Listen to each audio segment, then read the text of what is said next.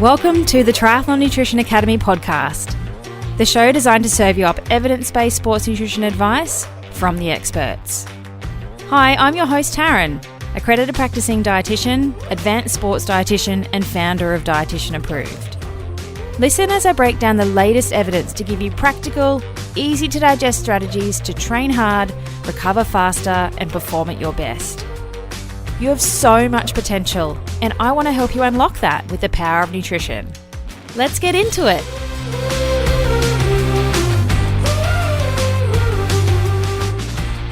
Hello, and welcome to today's episode. Before we jump in, can I ask you a favor?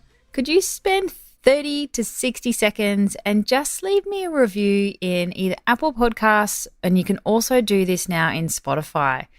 I would love to know where you're listening from, what you like getting out of the podcast, because it really helps me to direct the content so that I'm providing lots of great value for you and giving you what you want to know about. So I'd love to hear from you. Please say hi, leave me a little review, and tell me where you're listening from. Okay, let's get straight into it. Today's episode is some tips from me and some ideas around why you're maybe not losing weight despite doing loads of triathlon training. It's come up a fair bit lately with the Triathlon Nutrition Academy athletes and some of the clients I've seen in private practice, and also just conversations I've had with people as well. People are really struggling with why they're doing all this training. You know, as endurance athletes, we do a lot of hours of training, and you're still not the ideal body composition that you want to be, or you feel like you have a couple of kilos of body fat to lose. So I have some thoughts on that. And I've been having this conversation over and over and over again lately, so I thought I'd jump on the podcast and just talk you through some of my thoughts, because it can be really quite frustrating. As triathletes, we train for 3 disciplines, not one. We fit a lot of training hours into a week and often have to juggle full-time work and family commitments too. So I hear you. I hear how frustrating that is. But let me run you through some things, and if any of them resonate with you, then you might need to start looking at what you're doing nutritionally. What I've found with the people I've been speaking to lately is that they are trying to scale back, they are trying to drop body fat, and they're starving all the time, and they're under-fueling, and cutting carbs is very common. Carbs are not the devil. They're okay if you're an endurance athlete. You need to make friends with carbohydrate. But if you've maybe done a fitness or a gym challenge before, carbs are made out to be really evil. And for a gym-based program, you don't need anywhere near as much carbohydrate as you do compared to somebody that swims and cycles and runs. So it works for those gym challenge programs. And they're also about getting like a really sick before and after photo as well. So they're going to starve you to death because it's only 8 weeks and they know that you can do that for 8 weeks. But it doesn't teach you how to eat. Your breakfast on a gym challenge type program might be 6 egg whites for breakfast. And that's it, which is 1, not balanced, 2, not maintainable, and 3, it doesn't teach you how to actually eat. What do you do after the challenge is finished? Do you keep eating 6 egg whites for breakfast? Hell no. That is not living. So if you potentially have that in your history and are a little bit afraid of carbohydrate, or maybe are not having enough carbohydrate, that might be something to look at. But let me go through 3 reasons why you may not be losing weight despite training the house down. Number 1, you can't out-train a bad diet.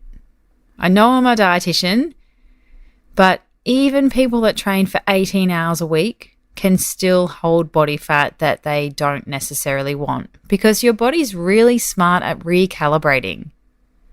If you do more training, it'll make you more hungry and make you eat more.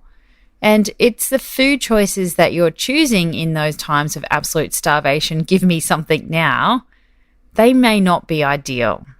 When we talk about things like running and cycling, they're generally pretty high energy burning sports. Running, you literally have to put one foot in front of the other to go anywhere. It's really hard to cheat. Cycling and swimming, you can cheat a little bit. You can push the pedals down on the bike and roll for a bit, or you can suck onto a wheel or hang on for dear life. And swimming the same. You can stroke and glide for a bit. Well, compared to running, where you're putting one foot in front of the other, there's no way to cheat that. So you might be feeling hungry all the time and you might feel like you've earned it or you've deserved it or you've burned heaps of calories because your watch has told you that you have. But are you maybe overestimating how much you've actually burnt and overcompensated for that with food? Do you treat yourself because you exercise? Or do you have that mentality of like, I trained really hard today, so I get to eat whatever the hell I want? To lose body fat, you need to be in a calorie deficit. It's as simple as that. You need to consume less energy than you're burning. But the types of foods that you're consuming are really important as well, because you might burn the equivalent of, say, a Big Mac meal. But does that mean you should eat a Big Mac meal? Probably not. Because everything we eat and drink affects our performance. So you need to decide if you're driving a beat-up Honda and putting the cheap economy fuel in your car, or are you driving a souped-up high-performance power engine, something like a Tesla or a Ferrari, or I drive a Jeep, whatever you want to drive. Decide what type of high-performance engine you have, and you need to put the expensive premium fuel in. I'm not saying food needs to be expensive, but you need to not eat crap food. Treat your body with the respect that it deserves. It's okay if you indulge occasionally. We're all human. Food's meant to be enjoyed. It's meant to be social. You're meant to enjoy the process of eating, and food should taste good. But eat mindfully when you do eat those indulgent foods. Really connect with and taste and savor what you're putting in your mouth, because that's going to help you register and connect with that occasion of eating and get so much more benefit out of eating it when you do make those choices. But then your baseline should be consistent, healthy whole foods. We shouldn't be eating indulgent I hate the word treat, but we shouldn't be eating that junk food on a daily basis, even if you're training a lot. There are ways to get calories in if you've got really high calorie needs without having to resort to Mars bars and other crap. So your baseline should be really nice and balanced, coming from whole foods and real foods, because that is going to help your overall performance and show you that you are driving a high performance machine, your body, your temple. You're not driving a beat up Honda and putting the cheap economy fuel in, because you might feel like you can get away with it, but it doesn't necessarily mean that you'll perform well if you are treating your body badly. So I want you to focus on real foods to fuel training, with a nice balance of carbohydrates and protein-rich foods at your main meals, and snacks with lots of colourful bits. Fresh fruit, lots of vegetables. The more colours, the better, because we want to be aiming for at least 30 different types of plant foods in a week, rather than just getting stuck in the rut of ordering or buying the same vegetables day in, day out. Instead of getting always, carrots and zucchinis and eggplants and capsicum and that's it, not a lot of variety, next time you go to the fruit and veggie shop, grab something different that you haven't used before or something you wouldn't normally buy, just to increase that plant-based variety. We want to make sure we're including some moderate amounts of healthy fats too, so things like avocados and nuts and seeds and olive oil, and oily fish, so our deep sea fatty fish, things like herring and tuna and mackerel. They are really good for us. They have good anti-inflammatory and antioxidant properties, and they're good for our brain. They help to reduce our bad cholesterol, and fats can also help you feel fuller for longer. So don't be afraid of fat. That message was kind of the 80s vibe. All fat's bad, don't eat fat. We do need fat to survive. We need a certain amount per day, otherwise we'll die. Because fat is what's holding every single cell wall together. So we need it for stability in our body. So you can't out-train a bad diet. It is impossible. Even if you think you can get away with it, with you burn a lot of calories because you're doing a lot of training and it doesn't have any consequence on your weight, think about the high performance machine and what type of fuel you're putting in. Are you treating it with respect, or are you putting the cheap fuel in your beat up Honda? Apologies if anyone drives a Honda. All right, and my second thought around this is, what do you do outside of training? Do you drive a desk for work? Do you sit still all day long on Zoom meetings like everyone at the moment? Or are you really physical for work and on your feet all day? A lot of triathletes are quite sedentary outside of training hours. So you smash yourself in your training, and then outside of that, you sit still and you try not to do too much and you're trying to rest and relax. But when it comes to how many calories we burn overall for the day, there is more than just exercise and what we eat. So I wanted to break that down a little bit for you. So when it comes to our total daily energy expenditure, the biggest component comes from our basal metabolic rate. So that's our metabolic rate at rest, like when we're just lying still. The majority of what we burn each day comes from simply just being, breathing, our heart pumping, our lungs and our diaphragm contracting so we can breathe. That is where the biggest amount of energy in our day comes from. And I find a lot of people undereat to their basal metabolic rate. So you can estimate, you can jump online and grab some estimates or some calculators to figure out what your metabolic rate is for your height and your weight and your age and your gender. They are prediction equations, so just be mindful of that. But a lot of people will come to me on like a 500 calorie diet and wonder why they're not losing weight. It's like, duh, that's below your basal metabolic rate. You're not even giving your body enough fuel to survive its like daily processes, let alone throwing training in on top of that.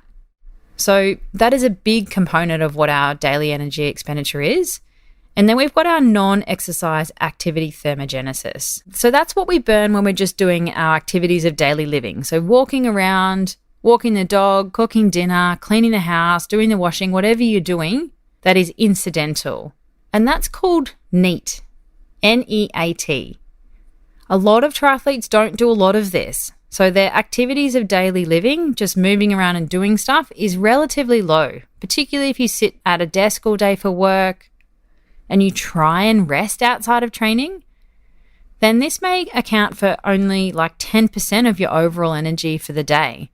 It can be really high in some people. If you have a physical labor sort of job, then this can be huge. So think about what your NEAT is, your non-exercise activity thermogenesis.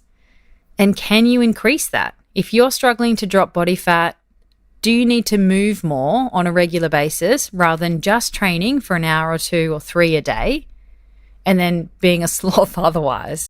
Are you a triathlete sick of fumbling around in the dark with your nutrition? Is nutrition the missing link in helping you reach your goals? And do you want to maximize your training efforts and level up your performance? Of course you do! Come and join me for free at Fuel School. It's a free 3-day live and online nutrition training week. And I've designed it to give you the nutritional edge in 2024 and lay the foundation of your day-to-day fueling and race nutrition. It's on the 14th to the 16th of January, 9 a.m. Brisbane time, so Australian Eastern Standard Time every day, which is 3 p.m. PST, 5 p.m. CST and 6 p.m. EST on the 13th to the 15th of January. To register, head to fuel.school. Yep, www.fuel.school. Whether you're a seasoned triathlete or just starting your nutrition journey, this free event is your opportunity to learn from an advanced sports dietitian and triathlon nutrition specialist and transform the way you approach your nutrition for 2024. Fuel.school, it's free. I'll see you there.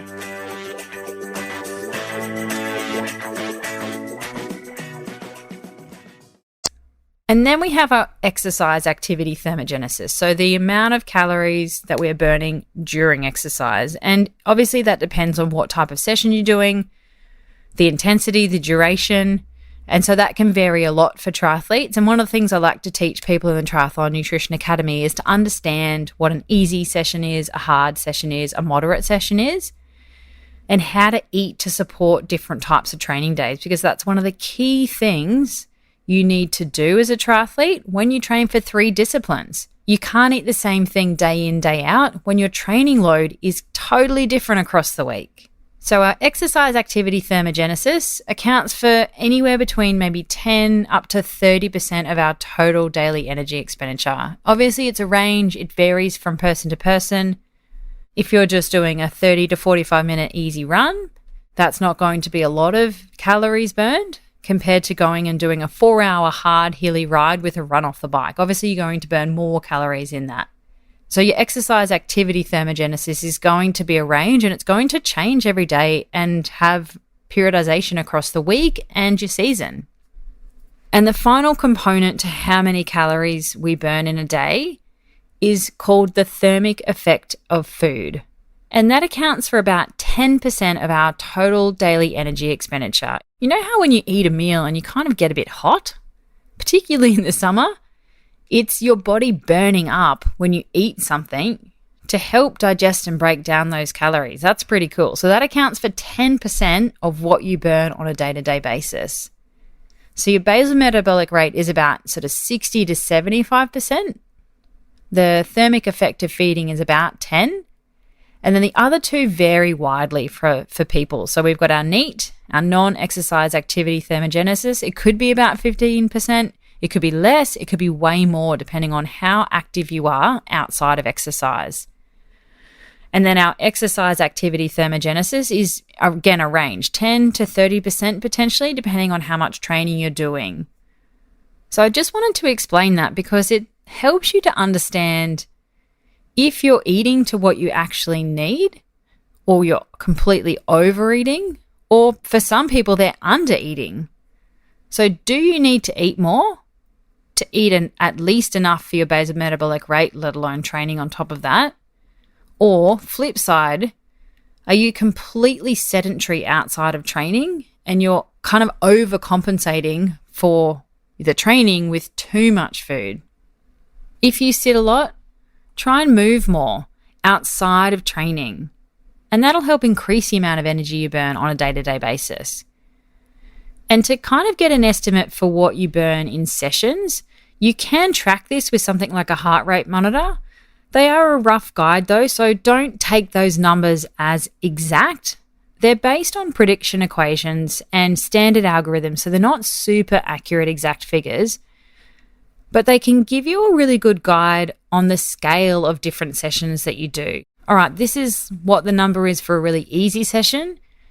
This is what the number is for a really hard, long session. Then you can track the amount of energy for different types of training days and get a sense for what days are easier versus harder training days, and then take a look at what you're doing outside of training. So that might be another reason why you're not necessarily losing weight. You are very sedentary outside of your actual exercise session. And then my third thought, which I touched on there, is are you under eating? Are you legitimately eating below your basal metabolic rate? Some indicators that this might be you might be that you've got niggly injuries all the time. They may not necessarily be bony injuries. They might be soft tissue or ligament or tendon type injuries.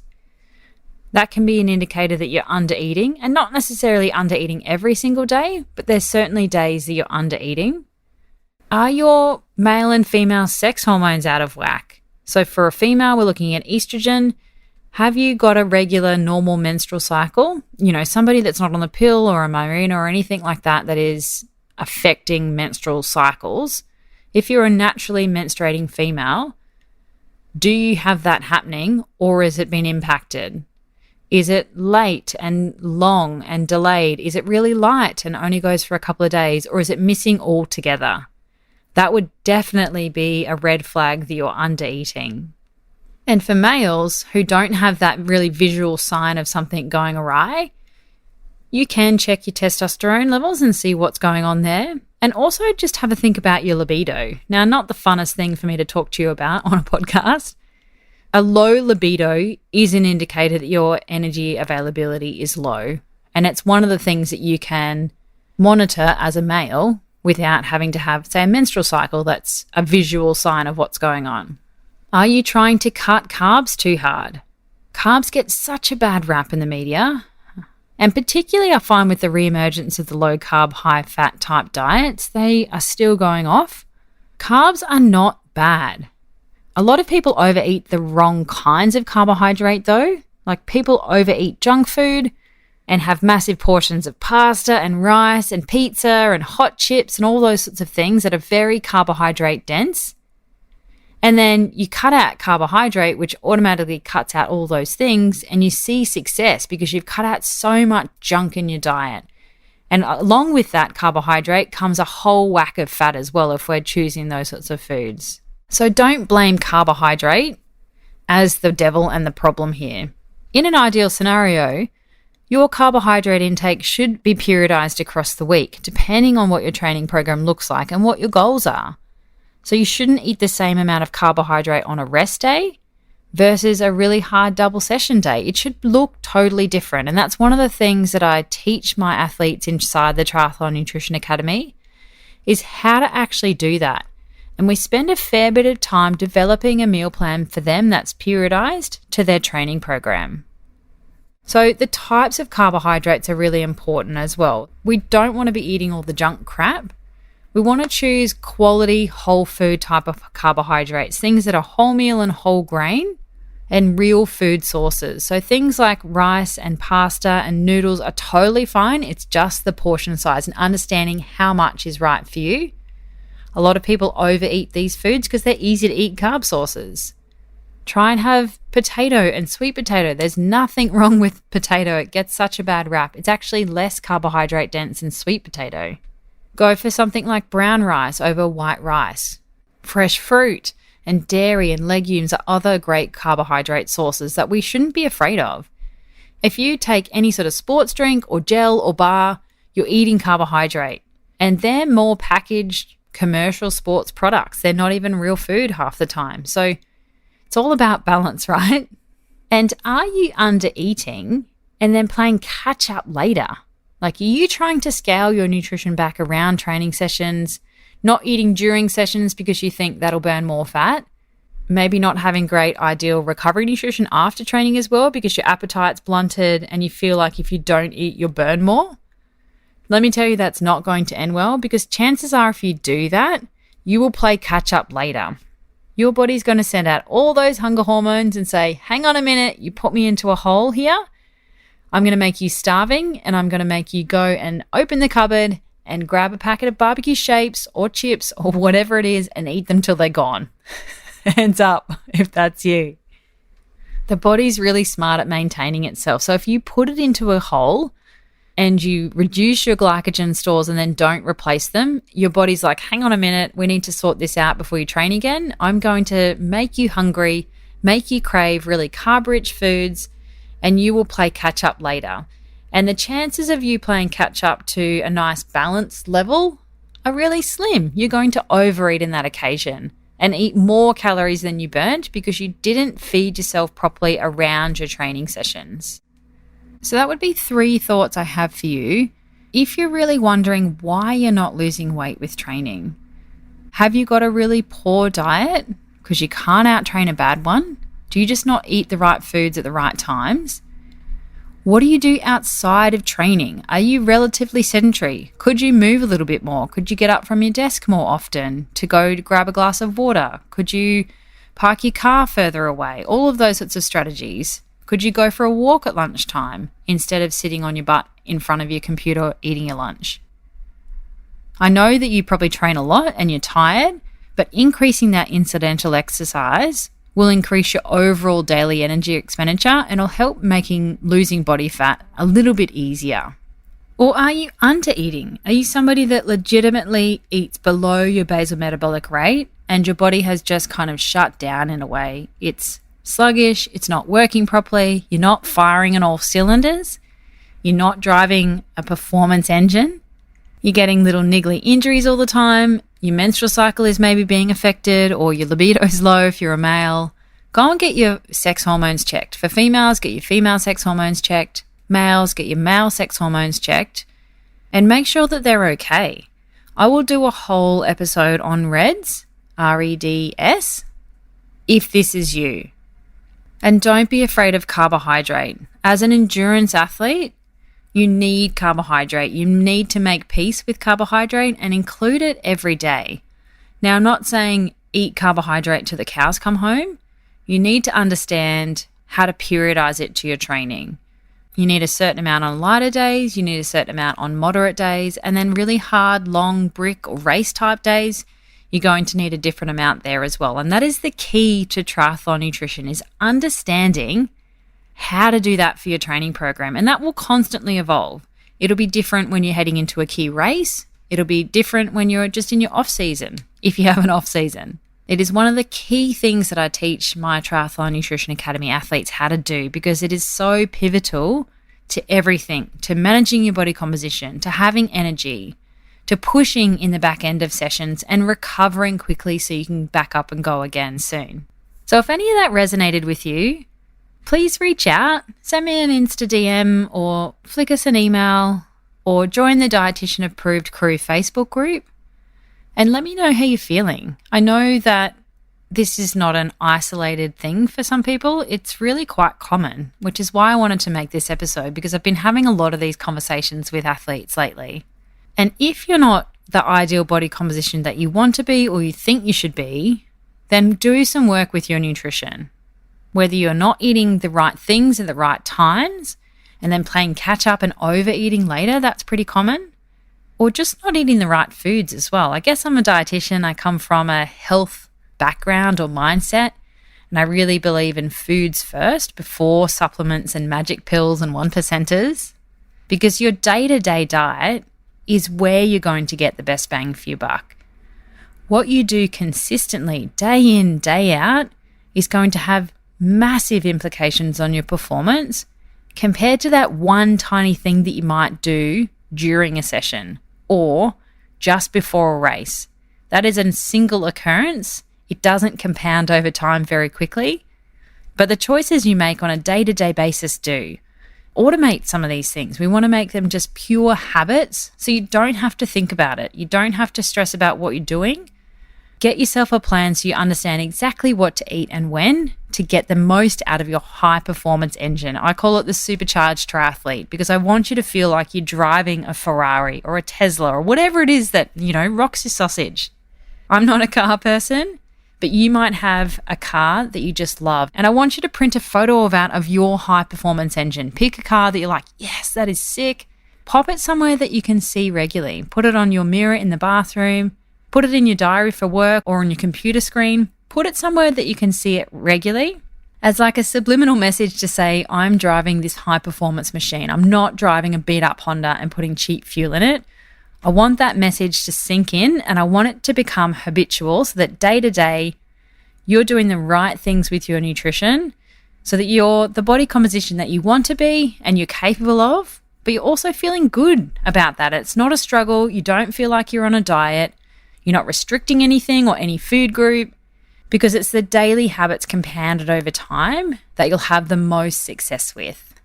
And if you need help, go and check out my website at dietitianapproved.com. Make sure you spell dietitian with 2 T's. I'll link it in the show notes.